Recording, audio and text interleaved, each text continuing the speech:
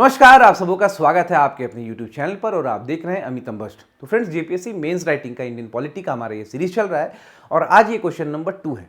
Question number 1 already हो चुका है, जिसका लिंक आप यहाँ पर देख रहे होंगे। आप जाकर क्वेश्चन नंबर 1 को बिल्कुल देख सकते हैं। और आज हमारा क्वेश्चन नंबर 2 है, जो कि राष्ट्रपति के इम्पीचमेंट प्रोसेस से संबंधित है। अगर आपको PDF नोट्स चाहिए होंगे, आप डेफिनेटली डिस्क्रिप्शन बॉक्स में चले जाएंगे, व्हाट्सएप ग्रुप का लिंक वहाँ पर दिख रहा होगा, आप वहाँ पर जाके नोट्स ले सकते हैं। तो चलिए आज के इस वीडियो को शुरू करते हैं और शुरू करने से पहले आप जरूर इसको लाइक शेयर और सब्सक्राइब कर दें। चलिए, क्वेश्चन ये कह रहा है कि discuss the procedure for impeachment outlined in article 61 of the constitution and explain why such a mechanism is necessary in a democracy. कहने का मतलब आर्टिकल 61 में इम्पीचमेंट यानी महाभियोग का जो प्रक्रिया बताया गया है उसको आप डिस्कस करिए और इस तरह की प्रक्रिया का क्या जरूरत है हमारे डेमोक्रेसी में, इस पे आपको बताना है। ठीक है, तो आंसर राइटिंग करने के लिए अगेन घुमा फिरा के कुछ नहीं बोलना है, बिल्कुल टू द पॉइंट और स्पेसिफिक हम लोगों को बातें को करना है। तो सबसे पहले आर्टिकल 61 को एक छोटा सा इंट्रोडक्शन दे दीजिए कि क्या है ये, और उसके बाद हम लोग प्रोसेस को देखेंगे। ठीक है, देखिए, article 61 of the constitution discusses the quasi judicial procedure for the impeachment of the president. देखिए, क्वासी जुडिशियल का मतलब क्या हो गया।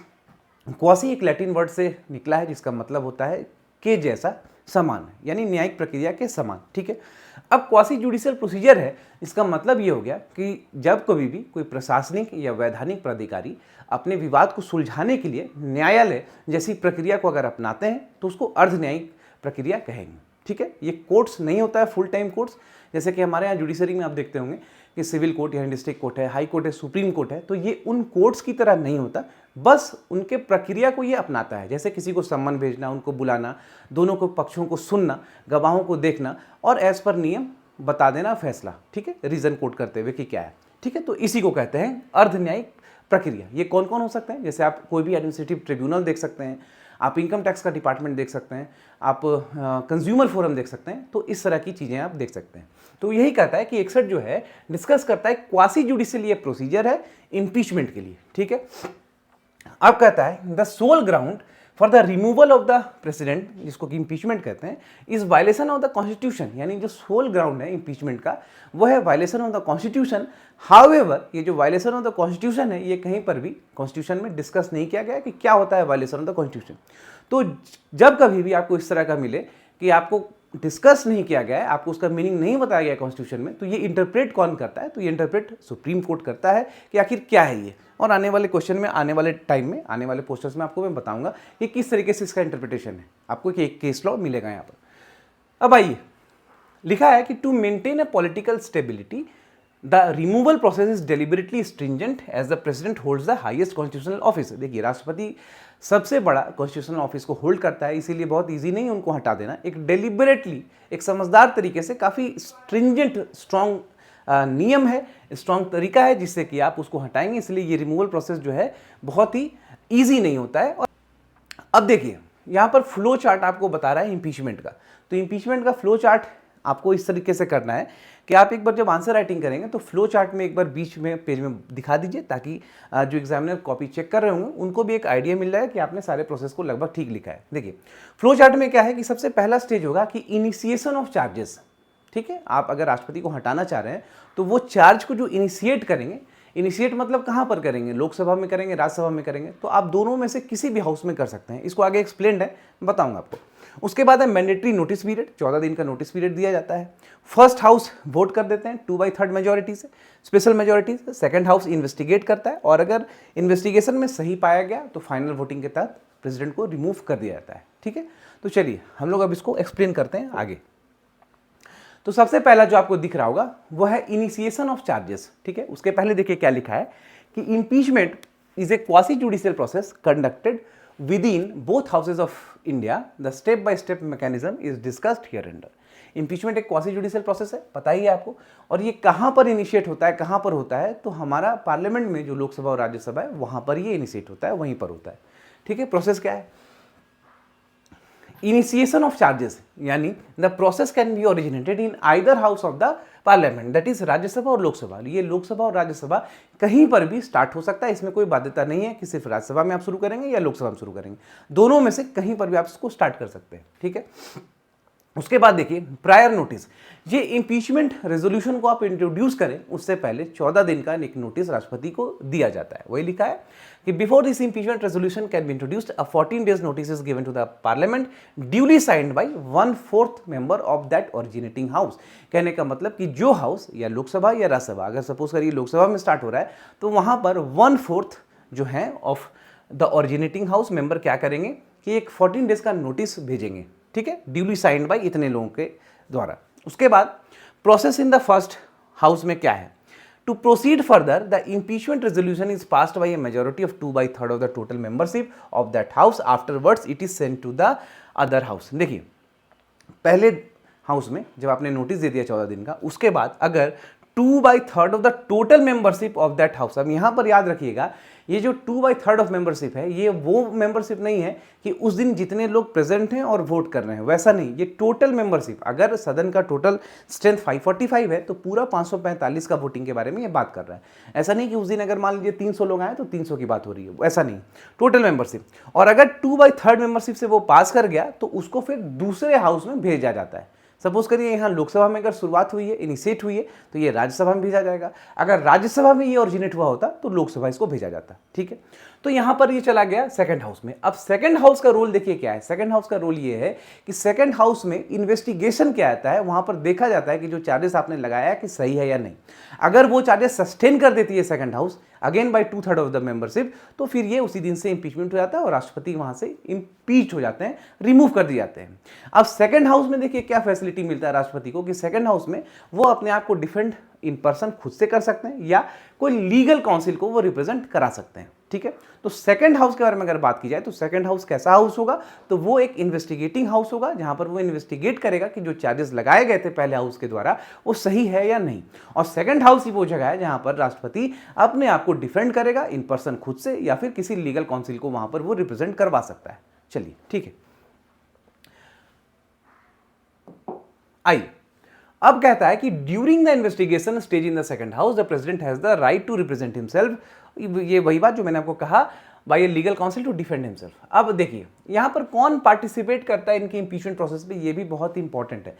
इनके इंपीचमेंट प्रोसेस में जो पार्टिसिपेट करेंगे वो सिर्फ और सिर्फ लोकसभा और राज्यसभा के इलेक्टेड और नॉमिनेटेड मेंबर्स ही करेंगे।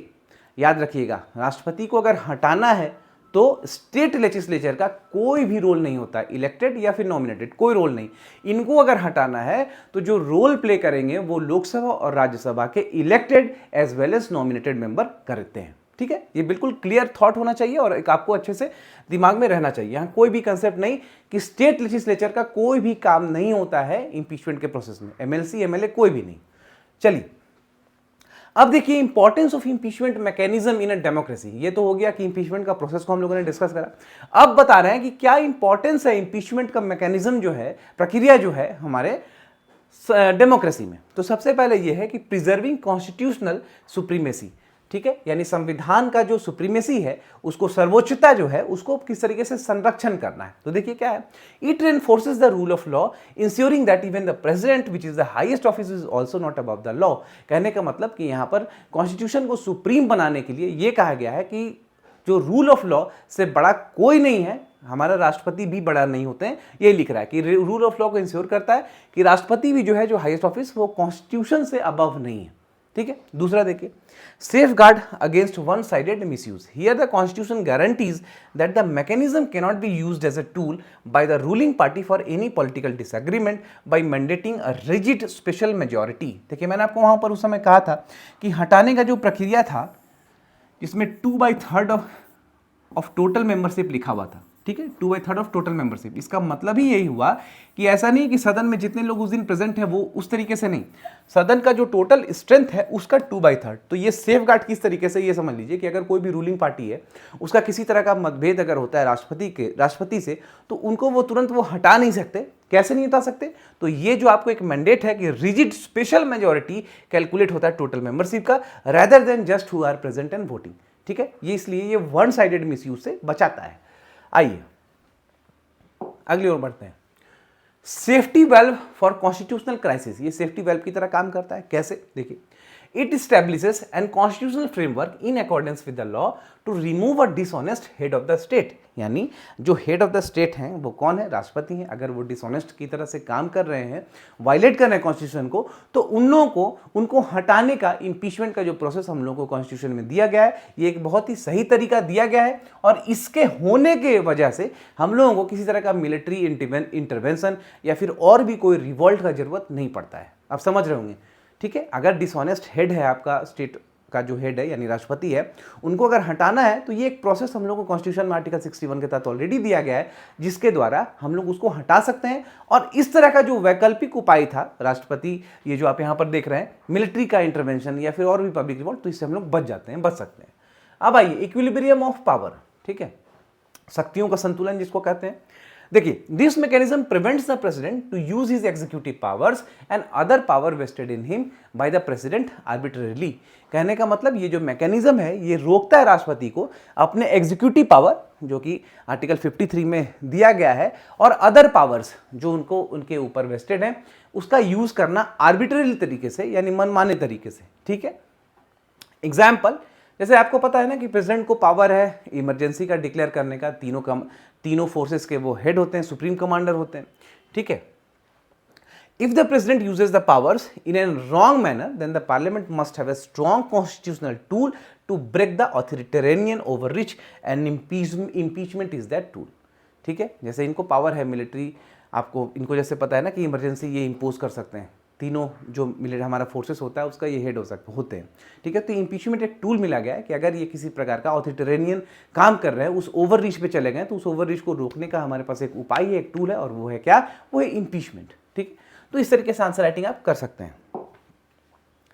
अब देखिए, some important judgments that interpret power, status and boundary of the president's office. जैसे कि आपको पता है, मैंने आपको पहले ही स्लाइड में बताया था कि violation of the constitution is not defined by the constitution anywhere, लेकिन it is interpreted in various landmark judgments pronounced by the honourable Supreme Court of India.